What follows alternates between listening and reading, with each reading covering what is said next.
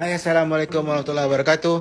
Bertemukan lagi dengan kami, Muhammad Babaina. So, today, hari ni kita akan pasang marble PVC panel. Nak tahu apa benda? So, sekarang ni kita dah order.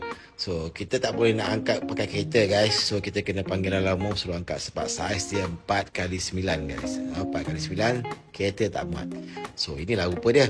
So, nak masuk, nak ambil esok pun memang kena straight terus parking macam tu. Right?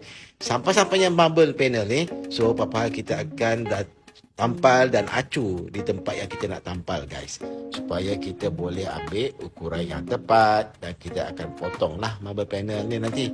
So sebelum itu kita acu dulu. Kita tengok macam ni kan, saya bekerja dengan staff saya ni kan. Kita acu dulu ketinggian dia, berapa tinggi yang betul, macam mana boleh ngah masuk ke tidak kan. So selepas kita dah ambil ukuran dan measurement, so kita pun tandakan, guys. Tandakan, guys, sebelah sana. So kita ambil pensel, kita ambil lah kayu untuk baris nanti kan. So baris terus, guys. Alright, untuk pengetahuan anda, marble panel ni kita akan masukkan marble panel dan juga fluted panel, guys, kat belah kiri kanan dia.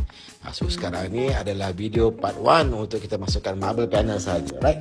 So lepas kita tanda tu, kita try nak potong dengan pisau, tapi rupanya keras, guys. So nak tak nak, kita kena potong marble panel ni, PVC marble panel ni dengan kita punya mini circular saw. So kepada mereka abang-abang yang biasanya buat potong-potong ni, biasalah kalau pak tak potong ni, kena berhati-hati, kena cermat, kena lurus, pelan-pelan. Kalau ada kata senang cerita, tangan kena bedung lah ya, nak buat potong-potong ni kan. Kalau tak bedung tangan, itu yang bengek-bengek tu nanti. Jadi kena slow, steady, potong pelan macam ni, jangan nak lari-lari mana kan. So kita buatlah sampai habis semua tu. So bila dah sampai habis nanti, selepas ni kita akan acu balik, guys. Acu balik kat dinding tu supaya kita tengok sama ada apa yang kita potong tu ngam ataupun tidak. Alright, sikit lagi kita potong. So potong habiskan. So kita angkat terus untuk acu sekali kedua. Alright, guys. Semestinya bila kita potong, kadang-kadang ada juga yang kata orang tak masuk lah sebelah bawah sikit apa kan. So kita nak tak nak, kadang-kadang kita kena alter sedikit. Sebab apanya bergantung kepada faktor ceiling anda yang tak rata, kadang-kadang dinding tak rata ataupun skirting yang tak rata. So kita kena alter dan kita kena grinder sikit bahagian-bahagian mana yang kita nak buat.